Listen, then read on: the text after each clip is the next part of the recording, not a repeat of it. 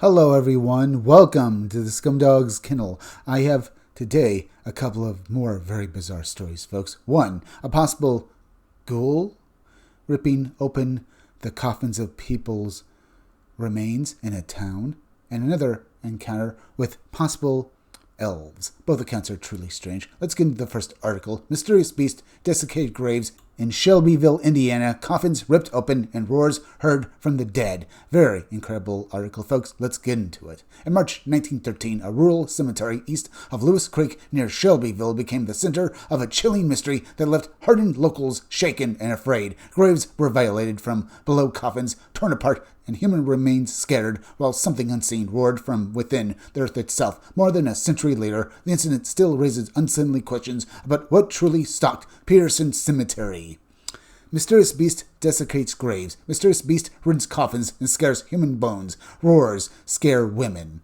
Rayla Harold, West Virginia, 21st March 1913. Shelbyville, Indiana. The most uncanny sensation that has stirred Shelby County in recent years has taken a firm grip on residents near the Peterson Cemetery east of Lewis Creek. Some animal or agency is despoiling graves in the cemetery, and none of those who have taken an interest in the situation has been able to solve the mystery.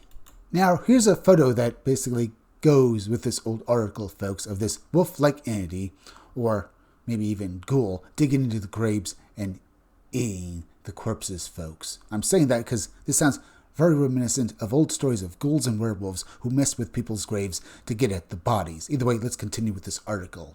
Burrowing into the graves, the beast rends coffins, scatters bits of broken wood, spinal columns, arms and legs, bones on the surface, and roars like a lion. When intruders approach too near the scene of its operations, at first the belief prevailed that woodchucks were doing the work, but this theory has been abandoned as none of the animals have been seen in the cemetery. The situation first discovered by a woman who went to the cemetery to improve the condition of their relatives' graves. They found a great hole in one of the graves. They started to investigate, but were greeted with a roar from the grave, which sent them from the cemetery with quickened steps and blenched faces. They have not since returned. Men of the neighborhood then went to the cemetery, armed with picks, shovels, and guns. They found bones and pieces of coffins scattered over the graveyard. They dug into several despoiled graves and found that they had been used as homes for some animal, but were unable to determine its species. So maybe there's a natural explanation for this, but we don't know, folks. Either way, let's continue. The work was pursued with vigor until the men struck a grave where it was feared the despoiler was at work. There the men lost their nerve, and some declared they were as badly frightened as the women. The work of trying to unravel the mystery is still on, and the despoiler is as busy as ever.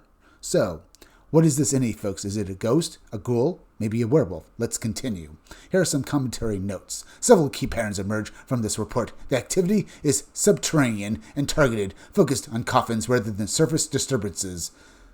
Further, witness reactions are marked by sudden panic and fear in both women and armed men, indicating an auditory component powerful enough to override rational response. The roaring from within the grave mirrors later 20th century reports of unknown creatures emitting low-frequency vocalizations to fear responses. Comparable grave disturbance cases appear sporadically in Midwest newspaper archives from the late 19th century and early 20th centuries, often attributed to unknown animals, yet frequently dismissed when no known scavenger fits the damage profile. Theories range from an undiscovered burrowing cryptid to a feral hybrid predator to an ultra-terrestrial or interdimensional presence exploiting liminal ground such as cemeteries. The selective use of graves as dens strongly suggests intelligence rather than random animal behavior.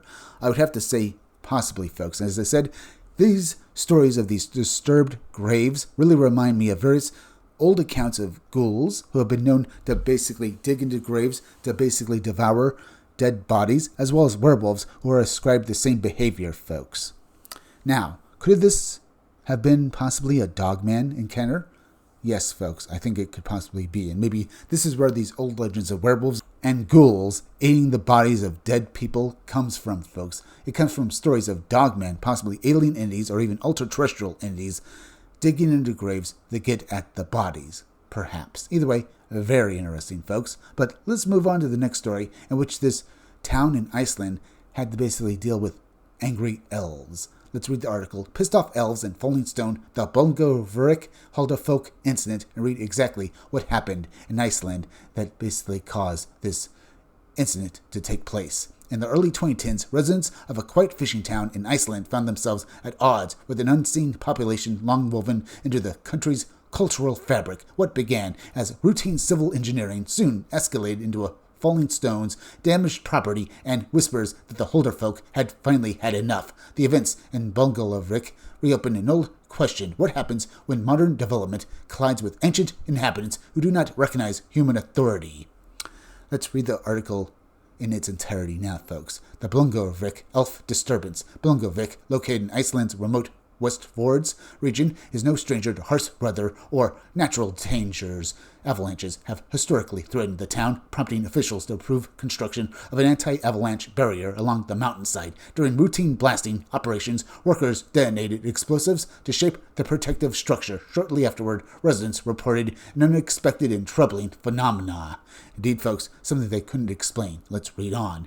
Fist-sized rocks began raining down into residential areas. Several homes and vehicles sustained damage. The trajectory of the stones appeared unnatural, with some witnesses insisting the rocks did not fall in straight lines or from obvious blast zones. What unsettled locals most was the timing. The bombardment occurred after earlier disputes surrounding a road tunnel project that had cut directly through a hill long believed to be inhabited by Hulder folk. Sounds interesting, folks. So, let's continue. In Icelandic tradition, Hurdle folk, translated as hidden people, are said to dwell within large rocks, hills, and ancient formations. Disturbing these spaces without permission is believed to invite misfortune, mechanical failure, or retaliation. As reports spread, some townspeople suggested that the domain had not merely destabilized the slope, but had violated a long-respected boundary. Calls were made for intervention by seers and folk intermediaries who traditionally negotiate between humans and the hidden folk. These advisors urged the town council to formally apologize for their disruption and request permission to continue construction. Officials declined, maintaining that the rockfall resulted from a miscalculated blast and insisting there was no supernatural involvement. Is that cope? Because it sounds like it to me. Either way, let's finish off this article now. The situation did not immediately improve. In response, a group of residents organized an informal appeasement ceremony near the blasting site. Songs were sung, prayers offered, and intentions of peaceful coexistence expressed aloud. Local musician Benedict Sarkusian publicly stated that both elves and men had asked him to help restore balance, believing that acknowledgement alone might be enough to calm the situation. Following the ceremony, reports of falling stones ceased. So maybe these people were able to appease these elves and bring everything to an end? Sounds like it, folks. Very interesting, if true. Either way, do you think that this account really details actual elves and Hulderfolk interacting with humans who've basically crossed a line? So the response was these entities basically fighting back.